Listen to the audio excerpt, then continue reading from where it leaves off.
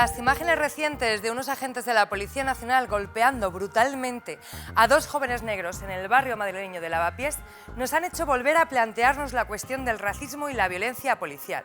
Un problema crónico que parece que nadie quiere ver, o por lo menos parece que nadie quiere solucionar. Desde abajo y a la izquierda creemos que hay un planteamiento alternativo. Vamos al lío.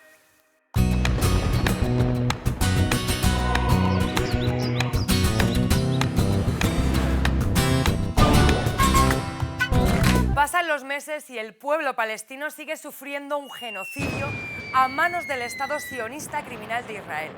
Las muñecas te separan, Netanyahu. La segunda maldición es para todos los responsables de la sanidad pública, que por su mala gestión hay ahora mismo 850.000 personas en las listas de espera de una operación. Señoras y señores, que la sanidad pública hay que defenderla con uñas y dientes. El día que nos la quiten, todos muertos. Mal dolor de tripas usted. Vamos con la tercera maldición. ¿Qué jartitas nos tenéis?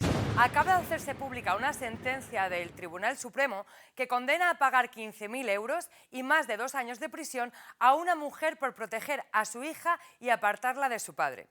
Se trata de una sentencia durísima que además cambia la jurisprudencia, dando prioridad al padre, incluso por encima del bienestar de la hija. Suscaigan reoblast.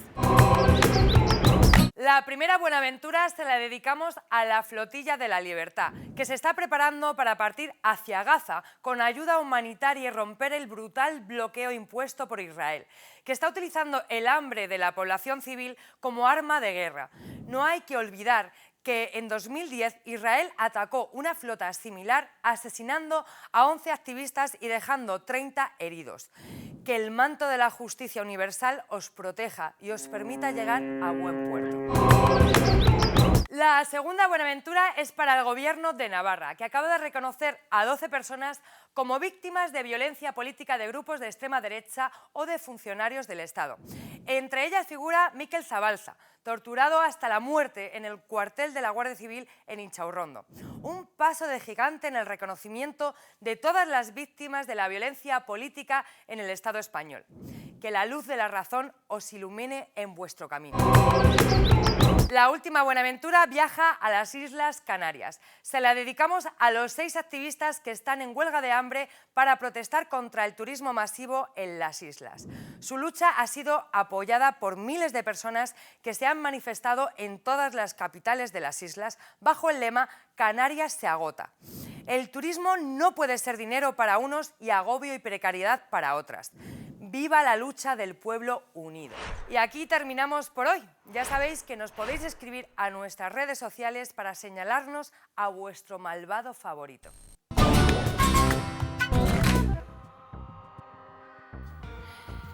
Bueno, nos encanta, seguimos echando maldiciones para ver si caen.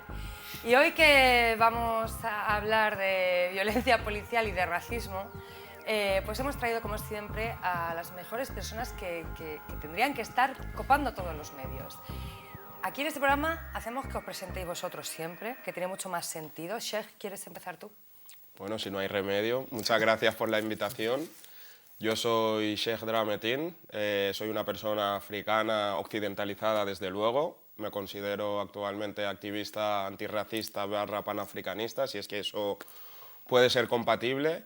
Y nada, actualmente estoy coordinando un proyecto de investigación de violencia policial centralizado directamente en comunidad negroafricana. Milito en la CENACAT, Comunidad Negra Africana y Afrodescendiente, y a la vez también estoy en SOS Racismo Cataluña, SOS Racismo Cataluña, y actualmente estoy en la presidencia de la entidad, y creo que mejor me callo ya, ¿no? Gracias por venir. Gracias a ti. Bueno, Josep, un habitual, pero bueno, preséntate igualmente.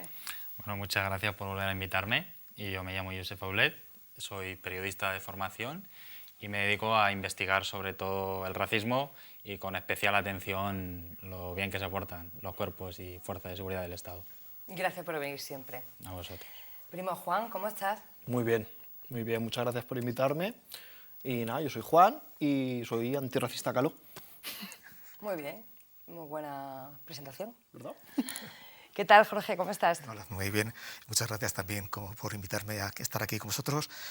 Soy Jorge del Cura, activista contra la tortura. Estuve en la Asociación contra la Tortura en los años 80-90, en la Coordinadora por la Prevención de la Tortura hasta el año 2018 y sigo trabajando contra la tortura en todos los aspectos. Y uno de los aspectos importantes de la lucha contra la tortura es la violencia racista de la policía contra las personas migrantes y racializadas. Muy bien, pues muchas gracias por venir. Y antes de empezar, vamos a ir con nuestra super Cristina Moyano, que nos ha hecho un videodatos para empezar a poner contexto. Hola liantes, hoy vengo a poner un poco de contexto sobre el racismo y la violencia policial. Y como siempre, hay que comenzar por el principio. El racismo y la violencia policial empiezan por una práctica habitual, las identificaciones por perfil étnico o racial, es decir, parar a personas para identificarlas en función de sus características fenotípicas. Esta práctica no la reconocen las fuerzas y cuerpos de seguridad del Estado y por tanto no hay datos oficiales sobre ello. Pero sí hay organismos que han estudiado el fenómeno. Según la Agencia de Derechos Fundamentales de la Unión Europea, España es el segundo país que más controles de identidad realizan por cuestiones étnicas o de raza.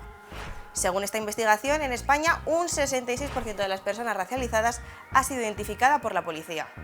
Además, una investigación del Institut Drets Humans de la Universitat Valenciana concluyó que las personas migrantes y pertenecientes a minorías étnicas tienen 3 veces más de posibilidades de ser paradas en la vía pública. Y claro, si las personas racializadas tienen más posibilidades de ser paradas, también tienen más papeletas de sufrir violencia por parte de la policía. En este sentido, el último informe del Centro para la Defensa de los Derechos Humanos, IRIDIA, refleja que durante 2023 este organismo defendió 56 casos de violencia institucional, por los que hay un total de 156 agentes o funcionarios encausados. En un 40% de los casos abiertos hay un componente de racismo, un aumento del 7% respecto a 2022. Bueno, liantes, hasta aquí los datos. Espero que el debate pueda arrojar más luz sobre la realidad que viven las minorías étnicas. Os dejo con Silvia. Chao. Bueno, lo primero que habría que decir es que esto que ha pasado en Lavapiés no es un caso aislado y me gustaría empezar directamente contigo, Josep, porque tú has participado en muchísimas investigaciones sobre el perfilado étnico y quizás deberías de contarnos tú en qué consiste esta mala praxis, si podemos decirlo así, y por qué se sigue dando y cuáles son las consecuencias.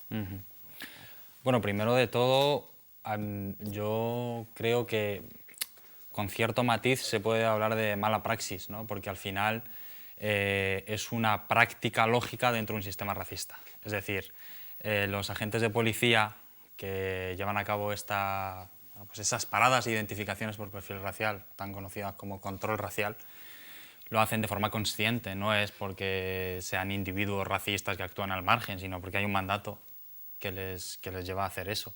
Y para poder entender un poco las identificaciones por perfil racista hay que entender en qué sistema vivimos. Vivimos en un sistema racista que se ha solidificado así, pues como bien sabemos, por siglos de imperialismo, de colonialismo y de esclavitud, que al final pues, eso se materializa en leyes, en políticas, en prácticas como esta, que son las que sostienen esta jerarquía racial en la que vivimos, ¿no? Y esa jerarquía racial es la que al final determina la distribución de los recursos, la distribución del trabajo, también el disfrute de los derechos y las libertades, y en esa jerarquía racial, en la base de esa jerarquía racial, están las personas que no son blancas.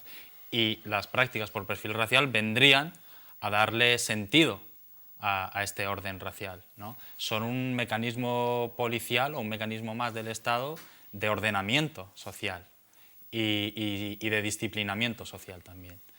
Y bueno, las consecuencias son muchas y conocidas, ¿no? Desde las consecuencias físicas y psicológicas, porque muchas veces estos controles, pues como lo que vimos en Lavapiés, esa violencia es la consecuencia de muchas veces de identificaciones racistas, ¿no? Empiezan con la identificación racista y acaban en violencia. Y tiene consecuencias como esa, tiene consecuencias psicológicas, es una forma también de decirnos constantemente que no pertenecemos y también es una forma de enseñar a las personas blancas quiénes son el peligro y a quiénes hay que controlar. Y además, que podríamos explayarnos mucho sobre las consecuencias, pero por última destacaría también una de las consecuencias es que también impide a las personas que no son blancas disponer del espacio público y organizarse como masa crítica, como masa social, ¿no? Entonces, bueno, pues son un mecanismo de ordenamiento y de disciplinamiento racial. Primo Juan, esto que cuenta Josep lo sabemos el pueblo gitano desde hace más de 6 siglos. ¿Por qué le molesta a la policía tanto a los jóvenes gitanos se sienten en las plazas, en los parques? ¿Y cómo se vive en un gueto que aunque no viva lo sabemos todos? Sí, pues yo creo, bueno, yo sé que lo que les molesta es que nosotros ocupemos el espacio público. A nosotros, a los cuerpos racializados, se nos ubica en guetos, a las afueras, los márgenes, donde no puedan vernos, donde no molestemos. Y es un proceso que desde los años 70, 80, que empezó con la entrada, con el canto de sirena de la entrada de España en Europa, la Unión Europea, se quiso desplazar a los que hacían feo, ¿no?, en el paisaje, a todos nosotros, a todos gitanos. Se nos puso en guetos, en las afueras de las ciudades, se inauguró el chabolismo vertical, acabaron con el chabolismo horizontal, y a partir de ahí, pues, cada vez que salimos fuera de esos espacios en los que el poder blanco nos relega, somos violentados. Me gustaría hablar con vosotros sobre el origen de esta violencia policial contra las personas racializadas en general y con los hombres racializados en particular. ¿Es la policía racista y simplemente nadie se atreve a pararle los pies o hay una legislación que les da cobertura y que les protege para hacer sus desmanes?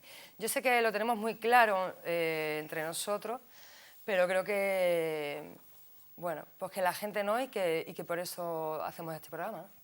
¿Tú qué dices, Sheikh? A ver, yo me gustaría empezar recalcando unas palabras de una intervención de un comisario que creo que sigue siendo comisario, bueno, es una figura de poder en los Mossos d'Esquadra en Cataluña. Él se llama Eduard Sallent y en una entrevista en Els Matins de TV3, él mismo dice literalmente: hay que reconocer que los Mossos, al igual que toda la policía del mundo, tienen un sesgo étnico. ¿Qué está diciendo ahí? Básicamente que efectivamente los cuerpos y fuerzas del Estado, cuando salen a hacer su trabajo, como bien habéis dicho, desde luego, no se comportan igual, ¿no? Cuando te ven a alguien parecido a ti, a alguien parecido a mí o a alguien parecido al Josep en ese sentido, ¿no? Por lo tanto, sí que es verdad que incluso, ¿no?, en las investigaciones de la Universidad de Valencia, en el marco del proyecto Pareu de Pareuma, el exdirector del Instituto de Seguridad Pública de Cataluña lo dice, que no es que entren ahí y se les diga literalmente cuando salgáis a la calle tenéis que ir a buscar a X, tenéis que seguir a tal, pero todo el proceso formativo de los cuerpos y de los agentes al final responden a lógicas en las que ellos entienden que cuando salen a la calle salen a proteger a la población blanca de este país en contra de todo lo que supuestamente no es español, ¿no? Y entonces aquí hago como otra vez la referencia y pongo el foco en el punto. No se trata, ¿no?, de inmigrantes, porque hay españoles con orígenes diversos. Y como ejemplo está la población gitana, por ejemplo, ¿no?, que ¿de dónde es? ¿Qué DNI, qué nacionalidad tienen? Pero más allá, ¿no?, ¿cuántos españoles de orígenes diversos hay? Y aún así, no vivimos las mismas cosas, y me parece interesante que traigamos también a debate, porque sí que es verdad que estaba oyendo que hablamos de violencia policial, desde luego es violencia policial, pero para mí considero que es muy importante que pongamos encima de la mesa de que estamos hablando de racismo policial. Bueno, el programa se llama Violencia Policial y Racismo. Vale, pero como para concretar un poco más, ¿no?, y como para seguir con la línea de lo que comentaba un poquito, de que al final, sí, violencia policial sufrimos todas las personas que formamos parte de esta sociedad, en general, ¿no? Y si lo queremos tomar de forma individual, cualquier agente de la ley, ¿no?, que tenga una mala praxis puede violentar a cualquier tipo de persona en el espacio público, ¿no?, en la interacción en la que lleva a cabo sus tareas, ¿no?, como policía.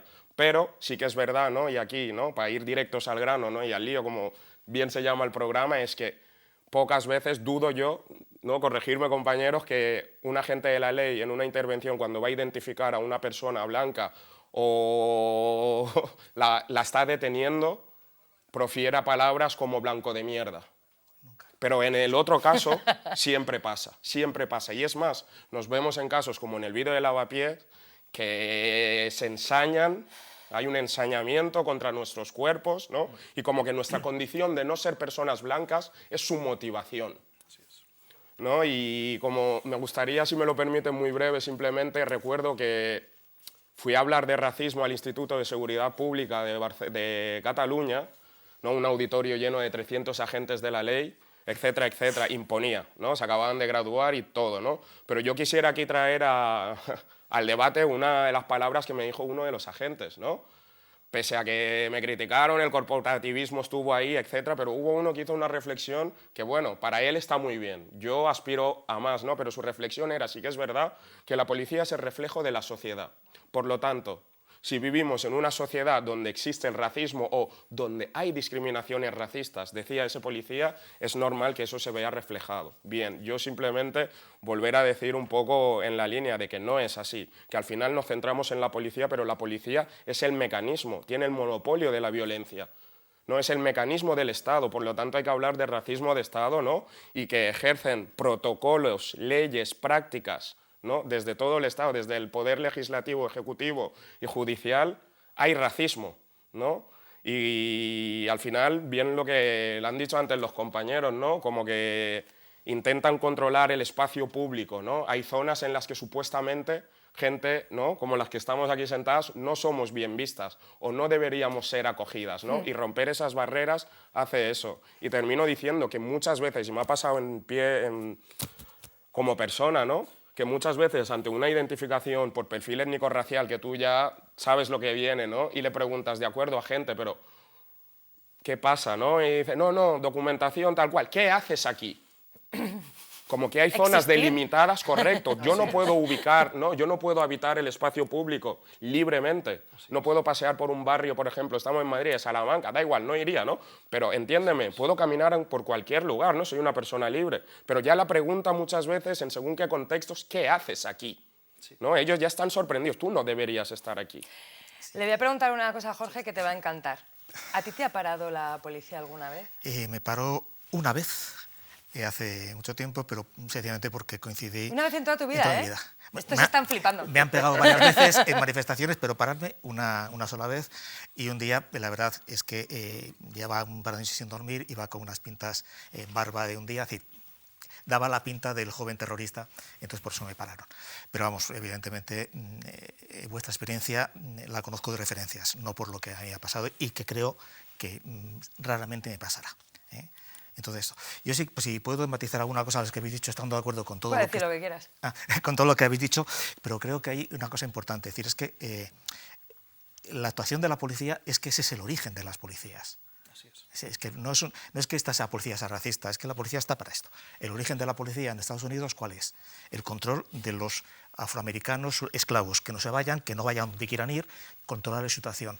El origen de la policía en Inglaterra es el control de las clases que habían sido desalojadas de sus terrenos y que no podían ir de un pueblo a otro. Había que fijarlas al terreno para que no se moviesen, aquello que llamaban vagabundos, clases peligrosas.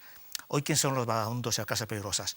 En español, el pueblo gitano de siempre, la Guardia Civil, que es para que se crea fundamentalmente. Sí. Y los nómadas, ¿quién son los nómadas hoy? Los migrantes. No porque vengan de fuera, no hace falta que vengan de fuera, son los hijos de los migrantes, los hijos de los hijos migrantes, que iban aquellas generaciones, siguen siendo migrantes. Porque la policía no protege el orden, la policía crea el orden, crea su orden. Es un orden capitalista, etcétera, pero entonces yo creo que esa diferencia. Y luego la otra matriz es que la policía como institución nunca puede ser democrática, o sea, no lo va a ser nunca porque institucionalmente no puede serlo. Otra cosa son los agentes puntualmente. ¿Que habrá alguno democrático? Bueno, pues eso ya habría que discutirlo. Pero lo que tú bien decías, el problema es que una policía, con los orígenes que tiene, las funciones que tiene realmente, en una sociedad que es racista, pues es lo que es. Y el racismo no solamente es de la policía, jueces, funcionarios de todo tipo, ciudadanos de a pie. Entonces el problema es que es mucho más importante. La policía puede ser más espectacular. Pero eso, perdón que interrumpa. Y eso precisamente es aposta. Sí, sí, Está hecho claro, completamente aposta evidentemente. para crear una cultura del terror. Exacto, Y decimos- así tener a todos nosotros, desde pequeños, atemorizados. Claro, es por también la lo que dices policía. tú, disciplinación La prima de Silvia, la- por ejemplo, dice una cosa que ves las luces azules y te echas a temblar de manera instintiva. Eso me ha pasado a mí desde pequeño, Sí, sí. instintivamente. Porque Y es una... También. Ese es el origen. O cambias Así es. la ruta. De hecho, cuando damos consejos, si luego da tiempo y hablamos de eso, en la guía del parad de paradme, la primera que sacamos, intentamos decir eso. Primero es te ven, te paran, te cachean y a lo mejor te detienen y luego tenemos un apartado para las personas testigos, ¿no? Pero el te ven es muy importante, ¿no? Y porque al final es eso, como los dedos de una mano, ¿no? Al final las personas somos diferentes, todas personas. Hay gente que reacciona de una forma, antes hablaba de consecuencias, hay gente que es más tímida, hay gente que no, que ante ciertas situaciones, y si encima has tenido una experiencia negativa o has sido violentado, próximo día que tú veas a la policía, en tu cerebro algo va a pasar. Así es. Y a veces se materializa en tu cuerpo. Incluso- Y desde luego cambias de lugar o a lo mejor tiemblas, ¿no? O a lo mejor haces algún movimiento brusco que además enciende más aún sus alarmas, ¿no? Si ya estaban con ganas de, hostia, pues venga, seguro que algo pasa. Y también Es veo... que eres sospechoso porque eres vagabundo, porque eres distinto, porque eres el enemigo a batir. Y la policía, evidentemente, el racismo, en otros objetivos es crear orden, disciplinar a la sociedad y decir quién son los buenos y los malos y cuál es el delito. No es proteger, evitar el delito, es definir el delito. Así es. Y de hecho hay un, perdón, No, hay un grave, yo veo para mí un grave problema de discurso, que es el reformismo.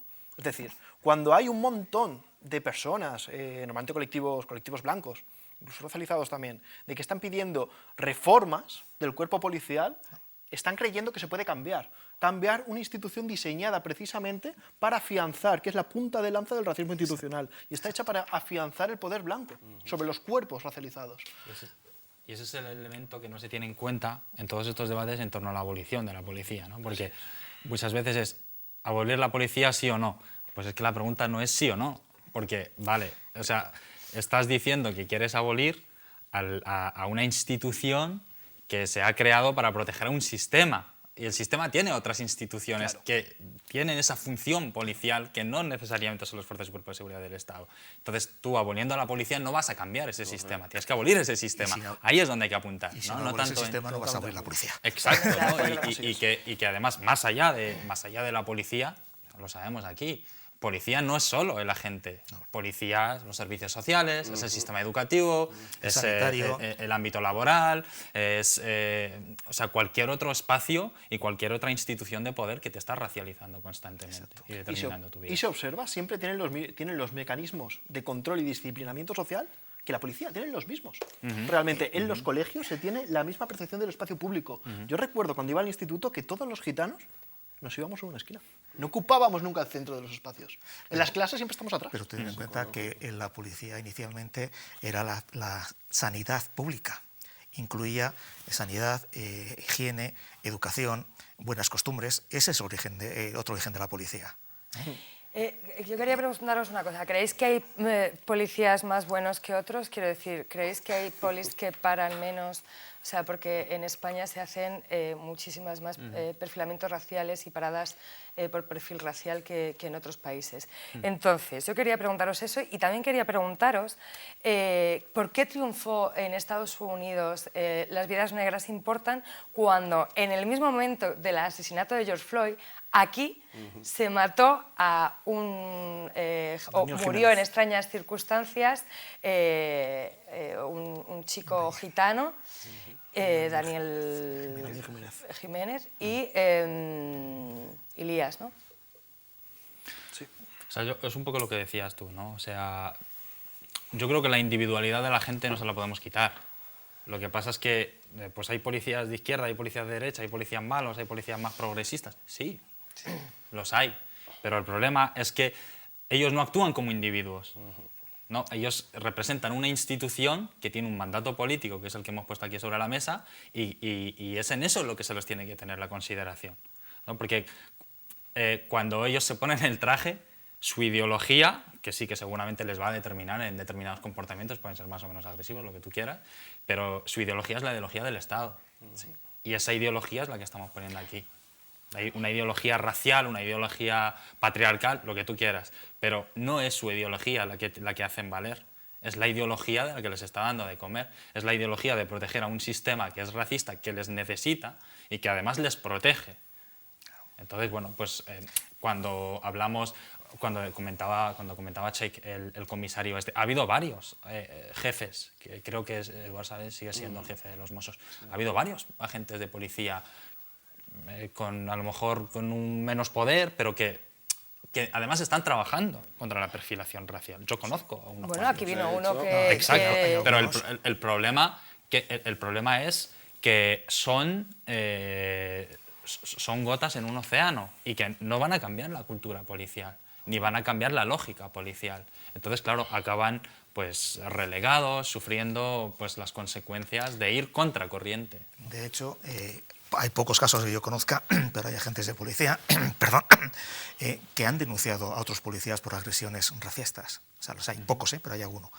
Habrá más que no Luego me conozco. lo pasa. por favor. Te puedo pasar los datos. Pero la verdad es que estos pocos agentes, que lo menos que yo conozca, siempre han sido los perjudicados de esa acción. Su denuncia por maltrato contra el policía denunciado se ha archivado y ellos han sufrido generalmente represalias internas, pues con sanciones internas y desde luego siempre con el rechazo del corporativismo policial. En relación a esto que comentas, me parece súper interesante porque estoy reflexionando en torno a esto que comentas y vuelvo otra vez al punto este que te decía, que estuve en un auditorio con policías que se iban a graduar, etcétera, etcétera, ¿no? Como anécdota, simplemente querer deciros que había simplemente uno que fuese de origen de raza negra y estaba al fondo, a la izquierda, y levantó el brazo para decirme que él ha crecido aquí y que no ha vivido racismo, que no ha sufrido racismo y que lo siente mucho por la gente como nosotros, ¿no? Pero que el racismo no existe, básicamente. Yo en ese momento, básicamente, mi función ese día no era tanto impartir una formación, un taller de racismo, no. Yo fui ahí a explicarles por qué, y aquí abro esta pregunta también, por qué cuando nuestras comunidades, me da igual, ¿no? Con negroafricanas, moras, etcétera, etcétera, ¿no? Tenemos problemas, no acudimos a la policía. ¿Por qué? No, pero la pregunta se la hicimos Yo a no la voy a ellos. contestar, Básicamente, pero- ¿por qué? Porque la policía no nos protege. Y a la vez preguntamos, ¿por qué cuando tenemos alguna confrontación con alguna persona blanca, muchas veces escapan rápidamente, pero la que llamo a la policía? Sí. Luego además llega la policía, ¿no? Y siempre es como muchas veces da igual. Una vez me pasó en mi casa que había fuego. Alguien estaba haciendo el tonto y en el portal había fuego. Llamamos a la policía. Bajamos 4 vecinos, los vecinos preguntando. Fuimos los que lo presenciamos. Las que llamamos a la policía y cuando llega la policía nos mira y se van a los vecinos blancos en plan, ¿aquí qué ha pasado? Y yo, hola, pero con un desprecio y seguían hablando. Y la otra le decía, no lo sé. Y le digo, disculpa, que os he llamado yo. Y me decía, usted espérese ahí. Y después de haber despachado con la persona blanca, que le dijo que no tenía ni idea de nada, vino a hablar, digamos, con nosotros, ¿no? Pero ya desde luego el trato, la forma, todo es bastante despectivo. Iba a contestar a lo que comentabas, porque tenía un ejemplo muy bueno, se me ha ido un poco, pero bueno, creo que puede volver. Y me parecía interesante como que expresáramos esto también. Y ahora aquí viendo las imágenes, ¿no? También, y es lo de siempre, al final es una brutalidad, es una deshumanización de nuestros cuerpos constantemente, ¿no? Pero esto tiene su passing porque, como bien habéis dicho, son siglos de opresión y de crear un relato y de construcción de un imaginario en el que poco más se nos describe como animales, ¿no? Por lo tanto, ahí empezamos, ¿no? Si nos deshumanizan, ¿no? Si nos quitan la condición de ser humano, es mucho más fácil que justifiquen toda la brutalidad y toda la represión. Y esto lo hemos visto desde los procesos coloniales, ¿no? Y si echamos un poco la vista atrás y hacemos un poco de historia, vemos que aquí en España hemos tenido zoológicos humanos, donde se traían a razas de diferentes lugares del mundo para exponerlos. ¿En el Retiro? ¿No? Correcto, en el Retiro hubo, en Barcelona, en el Parque del Tibidabo. Una familia de gente negra y una familia gitana también. Y filipinos también hubieron. Sí, gitana también.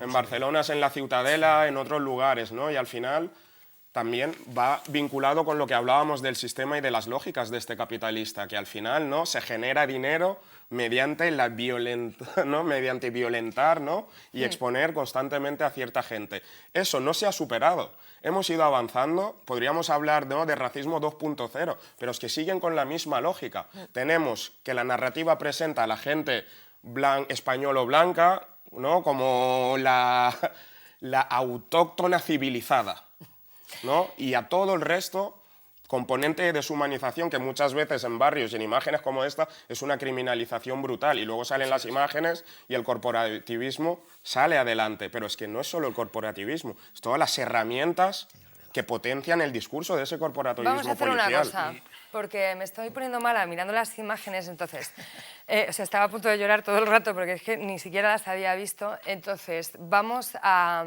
irnos con Cristina Moyano, nuestro fichaje estrella, como siempre, a la calle, para ver qué piensa la gente de esto. Hola liantes, tras lo sucedido en Lavapiés, hemos salido a la calle para preguntar a la gente cuál es la visión que tiene sobre las actuaciones de la policía. Así que vamos a ver qué opinan. La primera pregunta es ¿cuántas veces le ha parado la policía a lo largo de su vida o le ha pedido que se identifique? A lo mejor 2 veces. Pues la verdad sí, muchas veces. Como más de 20 veces me han parado. Varias veces, muchas. A ver, no muchas, yo diría que 3 o así, más o menos. Nunca. Bueno, la policía a mí me ha parado ya como 15 veces y tengo 2 meses aquí. Me tienen mamado ya. Una. A mí una también. Muy pocas veces, pueden ser 2 veces. A mí ninguna. Vivo 3 años aquí, la policía me para 1 vez. 4 veces. Lo que pasa es que no tengo papeles. Entonces es complicado. Porque le llegan a usted al acto y baila. ¿Y alguna vez ha tenido problemas con la policía? No, la verdad que no. No, la verdad es que no. No, nunca. No, ninguno, la verdad. La verdad es que algunas veces sí he tenido problemas porque han venido de manera, no sé, bastante agresiva y bastante prepotente a, no sé, como te tratan de manera superior a veces. Siempre los veo como agentes que me van a ayudar. Siempre me dirijo a ellos para pedirles información de cualquier cosa. Siempre he sido muy bien atendida. Algunos sí que ha sido más alterado que otro, pero... No, yo nunca he tenido problemas con la policía. ¿Se han puesto agresivos? Sí, porque he pedido explicación de por qué me piden documentación sin yo haber hecho nada, pero nunca he tenido problema.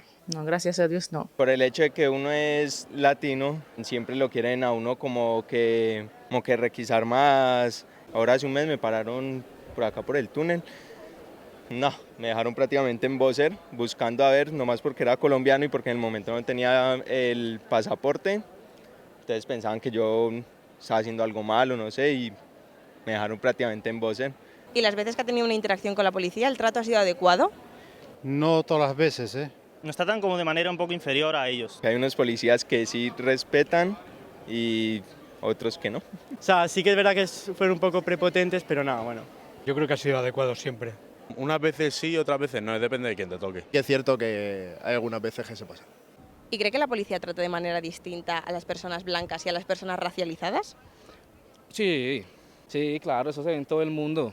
Tengo amigos de diferentes nacionalidades y la verdad es que sí siento esa distinción que hacen a veces, sí. Puede que haya algún caso esporádico de policías concretos, pero no generalizadamente. Un trato adecuado, tanto con las blancas, de color un poquito más oscuro.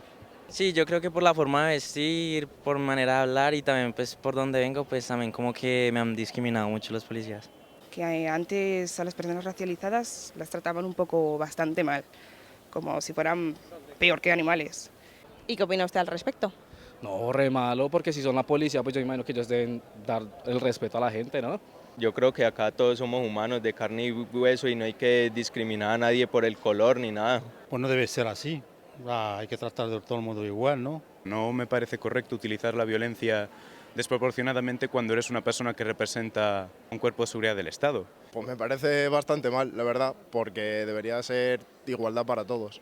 Eso es una cosa muy racista porque no es normal. Cuando andamos con 2 personas, tú eres español o blanca, yo soy negro, si tú me paras, normalmente tú vas a parar lo blanco. Si tú no paras lo blanco, tú no me vas a parar. ¿Y cree que la ley Mordaza le da demasiado poder a la policía, tanto que incluso a veces puede abusar de este poder? Sí, totalmente. Estoy seguro de que sí. Yo diría que no. Yo creo que sí, sobre todo últimamente, sí. Es una ley que hay que derogar. A ver, yo creo que ya no tanto la ley Mordaza, sino que gente mala hay en todos lados y gente que abusa de su poder hay en todos lados. No, yo creo que viene más de la persona, porque al igual que yo te puedo tratar bien, el otro puede venir y tratarte mal. Porque depende de la persona, no todos los policías son racistas, no todos los policías abusan de la ley Mordaza. Entiendo que muchas veces lo hagan, pero que luego tienen que dar cuentas en caso de que se hayan extralimitado en sus funciones. Pues bueno, liantes, ya veis que los cacheos están en la orden del día. Así que sacad vosotros mismos las conclusiones. Nos vemos el programa que viene. Chao. Es que te amo, Cristina, de verdad. Bueno, ahí justo han grabado mientras que paraban a gente. ¿Qué decís de la gente? ¿Qué? ¿Estáis de acuerdo? ¿O qué? Bueno, yo creo que es la imagen que muchas personas tienen de eso, la policía, los buenos, los malos. Nunca han pensado que es un problema institucional, del corporativo. Es el cuerpo policial, es el poder policial el problema, no la gente concreto y particular. Ya. Hace menos de una semana que un policía me dijo, bueno, somos buenos y malos como vosotros. Decía como vosotros los gitanos, ¿eh? Claro. Entiendo perfectamente. Es una forma de despolitizar al final todo. Es decir, en cuanto tú estás hablando de personas, es una forma de despolitizar cualquier asunto. Y la raza es uno de los asuntos que el Estado ha invertido más fuerza en que no llegue nunca a politizarse.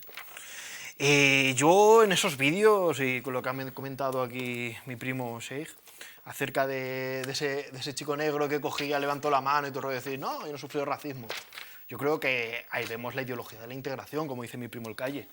Es que eso es brutal cómo al final existe ahí una especie de aparato ideológico que lo que hace es decirte que tú puedes llegar a ser aceptado, puedes llegar a integrarte, puedes llegar a ser asimilado.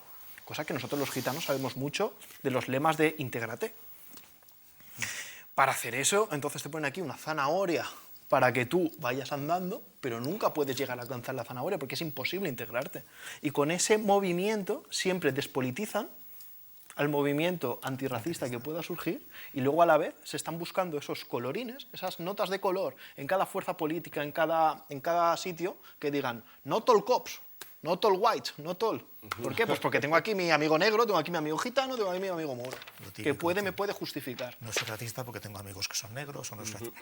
Y el problema viene cuando nosotros, cuando como no es un asunto politizado, es una respuesta válida. Es decir, pero pone esa misma maniobra en el movimiento feminista blanco. Sería imposible. Justo ahí es una respuesta muy clara a lo que preguntabas antes, ¿no? De la falta de movilización social, ¿no? Esa despolitización, que además aquí justo cuando mataron a George Floyd y mataron aquí a otros muchos, ¿no? Una de las cosas que pasó fue que todas las instituciones a nivel europeo se movieron a asumir el discurso del racismo policial, instituciones y organismos de la Unión Europea. De hecho, nosotros hicimos un informe en la pandemia para analizar las consecuencias del racismo y luego ese informe se juntó con otros muchos informes europeos y en ese informe, o sea, en el informe general salía que la policía española era la segunda, solo por detrás de los Estados Unidos, que más abusos había cometido durante la pandemia. En España. Y eso llevó a que las instituciones se movieran y prometieran abordar el racismo policial y despolitizó también estas movilizaciones. Y al final ha quedado en nada, porque la postura del Estado español, es lo que comentaba antes, ¿no? Sí que es verdad que hay personas que a nivel individual dicen que existe sesgo que suena algo como muy interpersonal, ¿no? La persona que tiene un sesgo, pero el sesgo es sistémico, o sea, no hay que centrarse en el individuo.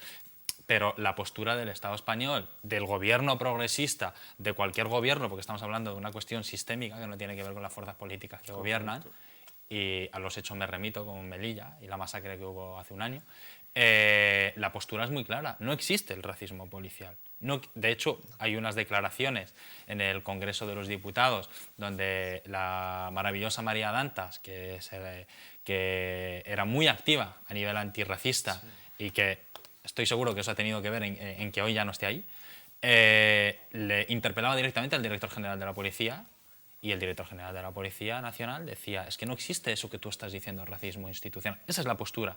Hace 2 días, una institución nada sospechosa, que no son nuestras organizaciones, es la Agencia de Derechos Fundamentales de la Unión Europea. Ha dicho, España y los países de la Unión Europea tienen que abordar el racismo policial. Hace 10 días ese informe. Y sin embargo aquí todavía estamos en la negación del racismo de las instituciones, porque como dice Fatiha al-Mouali, es que si el Estado español tuviera que abordar la cuestión del racismo institucional, tendría que luchar contra sí mismo. Sí. Y no van a entrar en esa dinámica. He visto diputadas en la época de la pandemia con la chapiquita del Black Lives Matter, ¿no? Cuando les estaban pidiendo explicaciones sobre las muertes a manos, o sea, bajo custodia policial, justamente, ¿no? Y se lavaban las manos.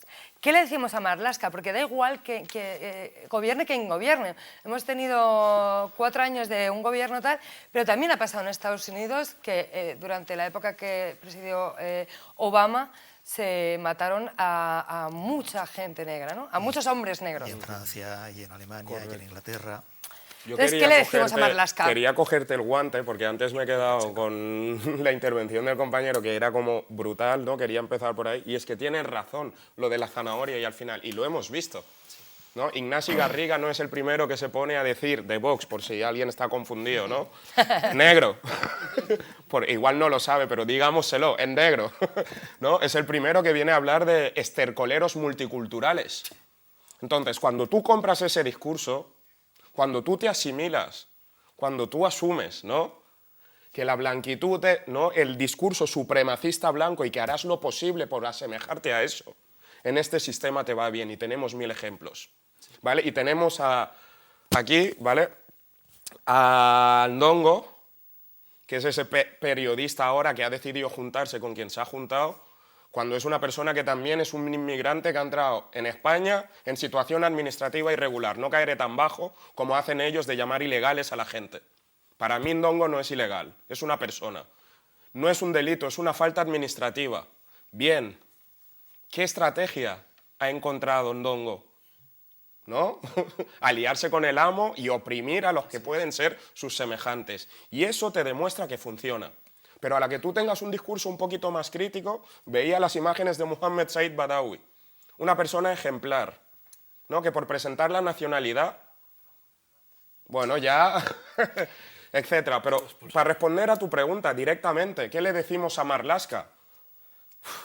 Pero no creo que solo sea a Marlaska. Bueno, a Marlaska directamente lo que habría que pedirle es que se fuera. Porque después de lo de Melilla, y no solo lo de Melilla, ¿no? Hay muchas, pero Marlaska, después de lo de Melilla, Marlaska con Pedro Sánchez, Luca Andreyuf, todos, fuera. Fuera. ¿No? Y le vamos a decir una cosa a Marlaska y a los representantes de políticos de la policía, por decirlo de alguna manera, que nos miren nuestras caras. Con nuestros impuestos también pagamos su trabajo, que debería hacer un servicio público, ¿no? Eso es lo que le decimos a Marlaska, por ejemplo. Y a las personas españolas en general que compran el discurso este tan fácil. Incluso vemos a migrantes que por encajar, por no ser etiquetados de lo que ahora llaman, porque cuando reivindicamos vemos cómo transgiversan los discursos y nos hablan de llorar. Bien, pues si llorar es exigir mis derechos en un Estado de Derecho, teniendo en cuenta el pasado colonial y la violencia que aún repercute sobre nuestras vidas y nuestros cuerpos, seguiremos llorando lo que haga falta. Pero a esa gente hay que decirle bien claro. Por ejemplo, yo soy de una generación que mis padres llegaron aquí.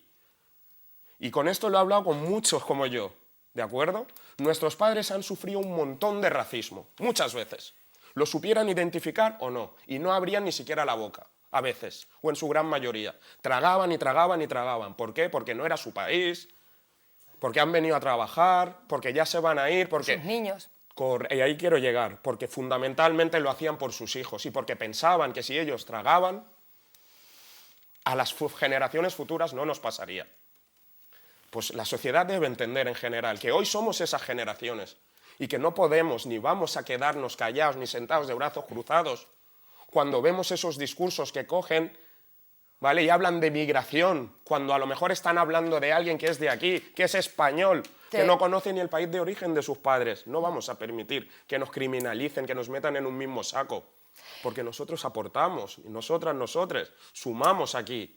Y no lo digo para que ellos lo sepan, sino para recordárnoslo nosotras. Yo te voy a decir una cosa, Sheikh, como primito mío que eres. tenemos derecho a tener nuestros propios gilipollas. Tú piénsate esto que te estoy diciendo, ¿eh? A ver, a mí yo me he apuntado unos cuantos Lo nombres. digo por endongo, por todo lo que has dicho. Tenemos derecho Hoy tanto a que tener tenemos nuestros derecho. propios gilipollas porque ellos Pero los luego tienen. los legitiman. Eso es, Usan como a los ellos blancos igual. Pero los usan como para contraponer a nuestros discursos. E incluso en nuestra lucha, y con esto te permito, Josep, nuestra lucha ampara a Ignasi Garriga y a Beltrán Endongo, aunque no lo sepan. No son nuestro enemigo. No, que yo creo que la pregunta Marlaska sí, Marlaska no, es no te lo digo a ti, porque al final es un foco de violencia constante. Es tramposa, como lo es la pregunta, ¿es España racista, sí o no? Ya. Yo no voy a entrar ahí. Yo voy a pensar cómo construir antirracismo, porque no voy a debatir si es racista. Y yo no voy a entrar a Marlaska sí, Marlaska no. Yo lo que quiero es que Marlaska se siente ante un tribunal, pero no lo quiero porque sé que ese tribunal no lo va a condenar, porque es igual de racista que él. Pero mira, muy rápidamente, Lucrecia Pérez, Aziz Hosni, Osayumi Akpitaye, Samba Fofana, Mohamed Bouderbala, Mame, Manuel Fernández, Eleazar García, Brian Ríos, un joven negro migrante, como decía un medio de comunicación. Estos son personas que han ido muriendo y la lista es muchísimo más larga. Podríamos acordarnos Elias aquí. Tahiri, Daniel Jiménez. Podríamos hablar de los 14 de Tarajal, de los Iris 37 de Ayala. Melilla y los 7. No es Marlaska. Total. No es Marlaska quien los ha matado. Estos tienen en común en que han muerto bajo custodia policial y a manos de la policía. Eso tienen en común. Pero no únicamente mueren a manos de la policía. Y el responsable no es Marlaska, porque Marlaska lo van a quitar mañana, van a poner otro y va a hacer lo mismo. Y va a hacer lo mismo con la complicidad del gobierno progresista y de las fuerzas de izquierda, que cuando había que condenar y situar a Marlaska contra las cuerdas tras la masacre de Melilla, se callaron y se echaron a un lado. Entonces tenemos que saber dónde apuntamos cuando construimos ese relato y no desviar el foco y hablar de cosas que no son, porque nos confunden y nos despolitizan, como decíamos antes. Yo ya... Sí, yo quería preguntaros qué hacemos, porque ya lo has dicho todo, ya está hecho. Pero ¿qué hacemos nosotros? O sea, ¿qué hacemos? ¿Cómo planteamos esto a la sociedad? ¿Cómo se mejora esto? ¿Cómo se mejoran nuestras condiciones de vida y la de nuestros niños? Porque yo estoy harta de decir al movimiento feminista, ¿por qué en Lavapiés no ha habido un movimiento feminista que haya salido a la calle? Entonces, ¿qué hacemos? ¿Por qué no entienden que nuestro feminismo va con nuestros hombres? ¿Qué hacemos nosotros? Bueno, para empezar, lo primero que tenemos que hacer es conocer la realidad, todos esos nombres que has dicho y otros muchos más que faltan en esa lista. Es inmensa la lista de personas que han muerto, vamos a dejarlo una palabra suave, bajo custodia policial o en prisiones o en centro de internamiento de extranjeros, es decir, bajo custodia del Estado, en circunstancias como mínimo sospechosas, como mínimo. Eso sin nada aparte, hay que estudiar por qué pasa eso. Hay que estudiar cómo la sociedad está asumiendo o asumimos todo esto, este problema, y yo creo que ese es uno de los problemas importantes, cómo la sociedad incluida, sobre todo la sociedad que se define como de izquierdas, cómo hemos comprado el discurso del sistema del Estado del capital. Es que hemos comprado ese discurso completamente. Entonces, claro, es muy difícil combatir una situación cuando hemos asumido la ideología que la sustenta. Entonces tenemos que empezar a cuestionarlo. Es decir, la policía no está para guardar el orden. La policía no me va a proteger. La cárcel no está para reinsertar a los delincuentes. El aparato de justicia no está para hacer justicia. Es decir, no, vamos a ver. Entonces, empezamos a cuestionar, y eso no significa que haya que acabar con todo, no se trata de decir blanco o negro. Empezar a cuestionar todas esas situaciones para empezar a dar una nueva alternativa. Es decir, esto que hay aquí es inadmisible. ¿Cómo lo cambiamos? Empezando habrá que cambiar por cambiar esa idea, ese planteamiento, y desde luego no comprar el discurso, y si a veces caemos en el error de repetirlo, ser conscientes y empezar la crítica por nosotros mismos. Y creo que es lo que no estamos haciendo. Ya. Juan, ¿qué hacemos? Primito. Abolir la policía. Es lo que tenemos que hacer, pero eso va a ser el principio. Es decir, como dice mi compañero, que ha sido muy acertado, me gustó mucho la intervención, abolir la policía es un proceso, no es coger y la semana que viene cogemos, hacemos ¡plash! Desaparece. No, es un proceso gradual, es un proceso progresivo. Y sería solamente acabar con la punta de lanza que afianza el sistema de control racial que tenemos. Al igual que imaginar un mundo sin prisiones, imaginar un mundo sin policía. Realmente, cuando tú lo planteas esto en la calle, con personas que no están siquiera politizadas, a mí me dicen de loco para arriba. Es lo primero que me dice todo el mundo, que estás loco, ¿qué haces? Pero hasta ese punto está inserta la lógica del punitivismo y del control social sobre los cuerpos, especialmente el de los hombres racializados, que somos incapaces de imaginar horizontes de emancipación. Incapaces. Y yo, la verdad, que me siento muy orgulloso y quiero traer a colación mi historia, la historia del pueblo gitano. Nosotros hemos sido un pueblo que ha vivido sin el control de la policía estatal. Nosotros hemos tenido nuestras formas de dirimir nuestros propios problemas, porque durante demasiados años, aunque ojalá a veces estuviéramos también un poquito parecidos a esa situación, hemos estado fuera de la sociedad, realmente, y no han querido esa sociedad estar con nosotros, lo cual, bueno, era un sistema.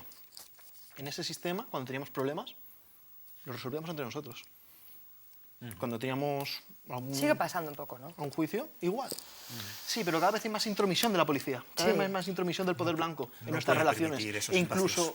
E incluso cuestionan nuestra forma de resolver los propios problemas. Es decir, están operando a un nivel de racismo epistémico en el que están cuestionando nuestras formas de pensarnos a nosotros mismos. Para mí mi problema es que la policía, el colegio, el asistente social, etcétera, etcétera, no me deja ser y estar en el mundo como yo decido estar. Y ese es mi verdadero problema. No puede dejar. Y hay una tarea ahí importantísima de desnormalizar lo que creemos que es normal.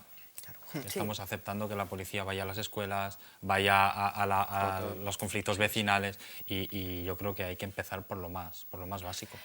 Yo os diría que sigáis a esta gente en las redes sociales, si es que las tienes, y si no, ir a sus charlas, aprender. Nos quedamos sin tiempo, esto da para muy, muy largo, pero tenemos una entrevista muy, muy interesante.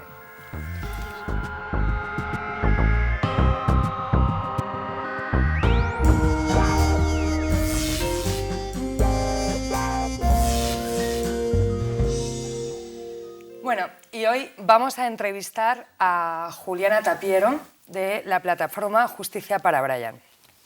Querida Juliana, estás pasando una terrible situación y nos gustaría que le contases a las personas que nos están viendo con tus propias palabras cuál es el motivo de tu dolor. Bueno, el motivo de mi dolor es que hace un año y 8 meses, el 21 de agosto del 2022, mi esposo, Brian Ríos, fue muerto en comisaría de Mozos de Escuadra de Rubí. Fue detenido en la noche del 20 de agosto. Habíamos estado en una reunión familiar, habíamos bebido cerveza. Él fue a comprar las cervezas y en esa noche la policía local lo detuvieron por estar bebido. Dicen que por desorden público, y horas después lo llevaron al CAT Mutua de Terraza de Rubí, donde le aplicaron 2 sedantes, y después de eso lo llevaron a comisaría de Mozos de Escuadra, donde unas horas más tarde murió. La familia se dio cuenta, Brian murió a las 4 de la mañana aproximadamente, y la familia se dio cuenta después de las 8:30 de la mañana que me llamaron a mí para decirme que fuera, que yo me imaginaba que iba a ir y mi esposo estaba vivo, pero cuando llegué me dijeron que había muerto de un paro cardíaco, lo cual pues para mi familia y para mí es de gran asombro porque Brian era pues un chico de 28 años, estaba muy vital, era muy fuerte, nunca se había enfermado, no tenía como sospechas de tener algo cardíaco y pues llevábamos casi 2 meses de haber llegado a España. Somos de Colombia, venimos con 2 niños, aquí estaba la madre de Brian, la emoción de su madre de tenerlo aquí y ha sido un dolor muy grande porque fue una nueva vida a la que vinimos. Construir un futuro para esos 2 niños, salir adelante, aislarnos de la violencia que se vive en nuestro país. Y justamente fue lo que encontramos aquí, una violencia policial. Y ese es el motivo de nuestro dolor. No sé si le hicieron autopsia a Brian. ¿O qué Mira, os dijeron? pues desde el primer momento que murió Brian, nuestra familia ha tenido violencia, muchas violencias, porque sí, esto ocurrió estando siendo verano. Entonces, para poder apersonarnos del caso y todo esto, se necesitaba un abogado. Pues en los juzgados de Rubí estaban los abogados como de vacaciones, como se dice, y tuvimos que buscar la forma y le hicieron una autopsia, pero la primera respuesta que nos dieron a nuestra familia fue que fue una muerte súbita y que esa fue una autopsia provisional y que la definitiva tardaría 3 años en llegar a nosotros.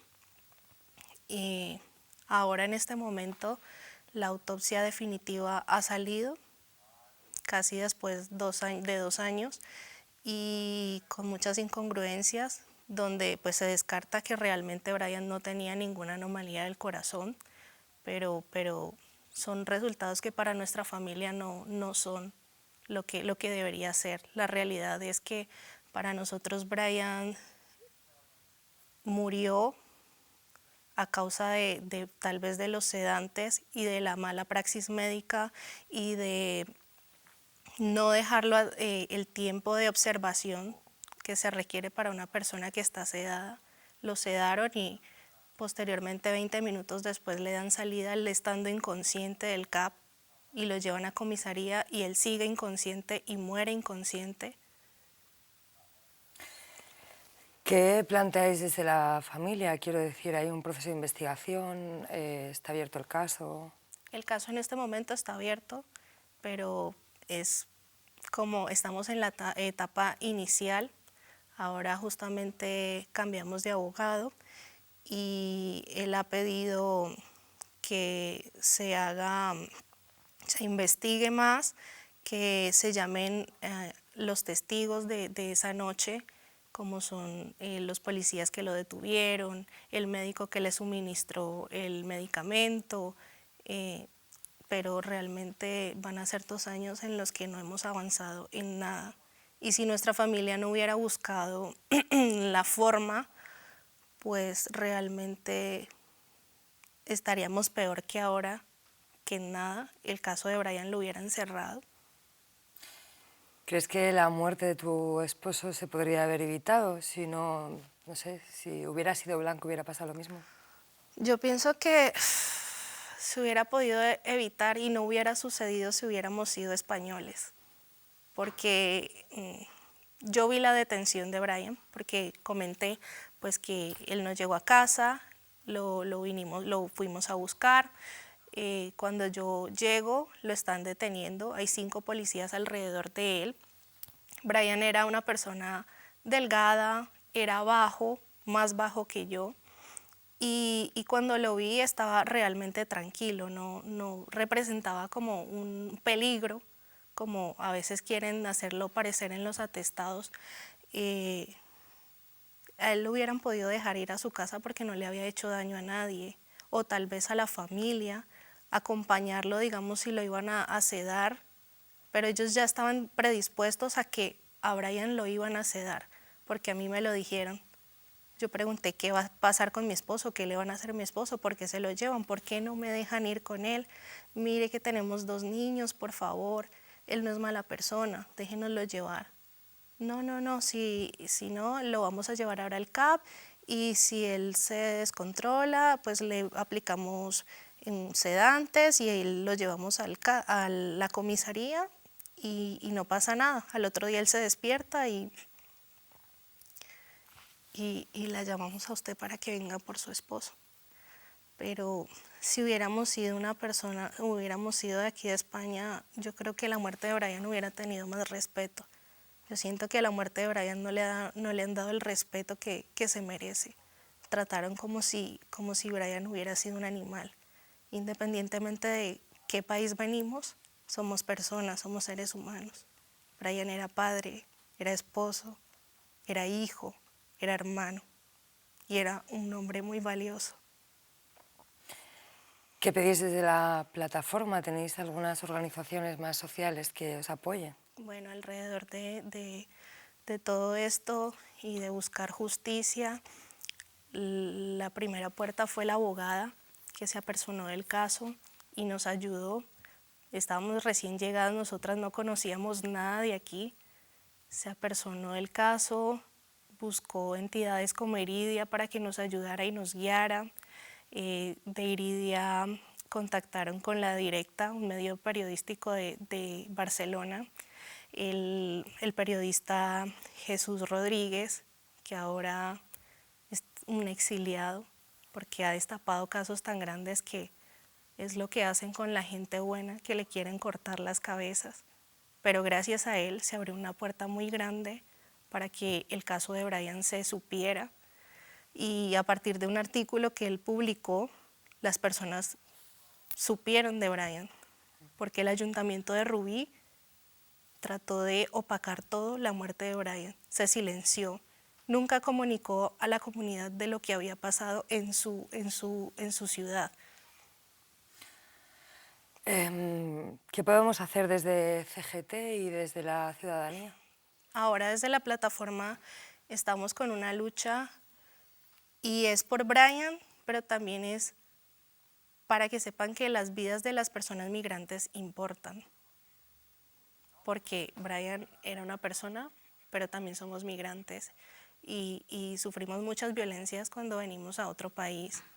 Y por eso se trató. Y yo pienso, ahora digo, si yo no hubiera estado el día de la detención de Brian, que vi que se lo llevaron, ¿qué hubiera pasado con Brian? Si él hubiera muerto, ¿a quién hubieran avisado?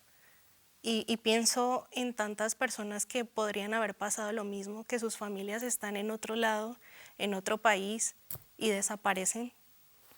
¿Qué pasa con esas personas? Aquí porque está la familia de Brian todavía dando la lucha, pero ¿qué pasa con todas esas personas que están aquí solas y la policía abusa de ellos? Las desaparecen. Desde la plataforma Justicia para Brian estamos luchando por justicia y reparación. Sabemos que es un camino largo, pero no vamos a bajar los brazos. Vamos a seguir luchando porque la muerte de Brian no puede seguir así, no puede quedar así. ¿Tienes algún tipo de compensación económica, quiero decir, cómo vives tú y tus niños? Bueno, aparte de enfrentar el duelo, es seguir la vida.